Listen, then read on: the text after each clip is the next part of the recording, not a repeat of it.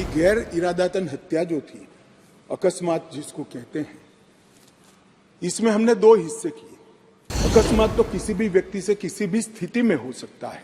गाड़ी चलाता रहे एक व्यक्ति और रास्ते में कोई भी बेध्यान हुआ या कोई रश कर आ गया और अकस्मात हो गया। अकस्मात करने के बाद वो व्यक्ति स्वयं उसको पुलिस स्टेशन या तो हॉस्पिटल ले जाता है, तो इसके लिए कम सजा का प्रावधान किया है। हिट एंड रन केस, मरता हुआ छोड़कर कोई भाग जाता है, तो इसके लिए हमने 10 साल की सजा का प्रावधान किया। जो आतंकवादी कृत्य करते हैं उनके प्रति कोई दया भाव नहीं होना चाहिए। कठोर से कठोर इनके लिए कानून का प्रावधान होना चाहिए। और ये नरेंद्र मोदी सरकार का उचित ही निर्णय है कि आतंकवाद के लिए ये कानून में हमने जगह दी है। उसके बाद भारत सरकार, किसी राज्य सरकार, विदेश की सरकार, अंतर्राष्ट्रीय सरकारी संगठन के सुरक्षा को बाधित करने वाले कृत्य भी आतंकवादी माने जाएंगे। मान्यवर, मैं नहीं मानता इसमें कहीं पर भी कोई गुंजाइश बची है कि इसका दुरुपयोग हो। और मैं सदन को आश्वस्त करना चाहता हूं, कानून तो लिखी हुई चीज है, इसका अमल करते वक्त अगर कोई इसका दुरुपयोग करता है, यहां तक हमारी सरकार का सवाल है साहब, हम उसको रोकेंगे भी और उसको नसीहत भी करेंगे, सजा भी देंगे।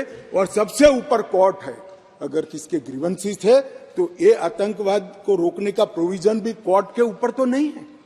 धारा लगते ही कोर्ट इसकी मीमांसा करेगी, मगर इसके डर से आतंकवाद को ही न रोका जाए, मैं इस बात से सहमत नहीं हो सकता। मान्यवर, मैं सदन से अपील करना चाहता हूं कि इस धारा को जो मोदी सरकार लेकर आई है, आपका समर्थन चाहिए, आशीर्वाद चाहिए और जीरो टॉलरेंस का एक संदेश इस सदन से जाना चाहिए। मान्यवर, संगठित अपराध की भी पहली बार व्याख्या की गई है। कई राज्य और राज्यतर गैंगे संगठित अपराध करती हैं, इसके लिए कोई विशेष कानून नहीं था। इसके अंदर हमने साइबर अपराध को, आर्थिक अपराध को, भूमि हत्याना को, हथियारों की व्यापार को, डकैती को और मानव लोगों की तस्करी करने व्यक्तियों की मानव तस्करी में, ये सभी को इसके अंदर रखा है। आर्थिक अपराध की भी हमने व्याख्या की है।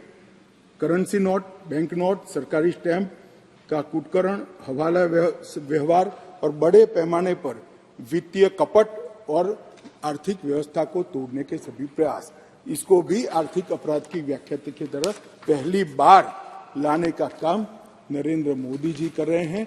और इससे मुझे लगता है कि न्यायपालिका का काम काफी सरल हो जाएगा। मान्यवर,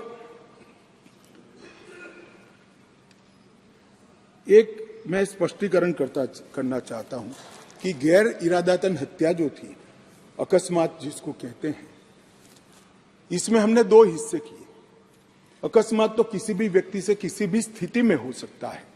एक गाड़ी चलाता रहे एक व्यक्ति और रास्ते में कोई भी बेध्यान हुआ या कोई रश कर आ गया और अकस्मात हो गया।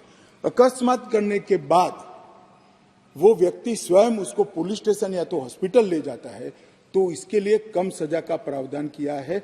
और हिट एंड रन केस, मरता हुआ छोड़कर कोई भाग जाता है, तो इसके लिए हमने 10 साल की सजा का प्रावधान किया। और मैं मानता हूं कि इससे हिट एंड रन के केस में काफी कमी आएगी। पर ये करते करते जो डॉक्टरों की नेग्लिजेंसी से अगर किसी की मृत्यु आती है, तो वो भी गैर इरादतन हत्या में आ जाती थी, इसकी भी सजा बढ़ गई। तो हमने इसको एक, मैं आज ऑफिशियल अमेंडमेंट लेकर आऊंगा, डॉक्टरों को इससे मुक्त कर दिया है। इंडियन मेडिकल एसोसिएशन ने मेरे सामने रजूआत करी थी, हमने इसको मुक्त करने का प्रावधान किया। मान्यवर, मॉब लिंचिंग का नया प्रावधान हम लेकर आए हैं। नस्ल, जाति, समुदाय या किसी शंका के आधार पर एक टोला एकत्रित होकर किसी को मार देता है, तो उसमें मैक्सिमम फांसी तक की सजा की है। स्नैचिंग के लिए कोई कानून नहीं था, चैन स्नैचिंग होते थे, मोबाइल होते थे और अलग अलग धाराओं में अंत में कानून के गैप का फायदा उठाकर वो छूट जाते हैं। थे, स्नैचिंग के लिए भी हमने कानून लाया है। और मान्यवर, गंभीर चोट का जो कानून था, इसमें भी हमने 2 डिवीजन करे हैं। किसी के सर पर लाठी मार दी, इंजर्ड हुआ, तो उसको सजा तो होनी चाहिए, परंतु लाठी मारने के कारण वो ब्रेन डेड हो गया या अपाहिज हो गया, तो इसकी सजा इतनी नहीं होनी चाहिए। तो संपूर्ण अपाहिजता या तो ब्रेन डेड के केस में हमने 10 साल तक का कठोर दंड देने का प्रावधान किया है, इसको सेपरेट किया है। मान्यवर, गंभीर चोट का जो खंड 117 है, उसमें 10 साल की उम्र कैद का हमने प्रावधान किया है।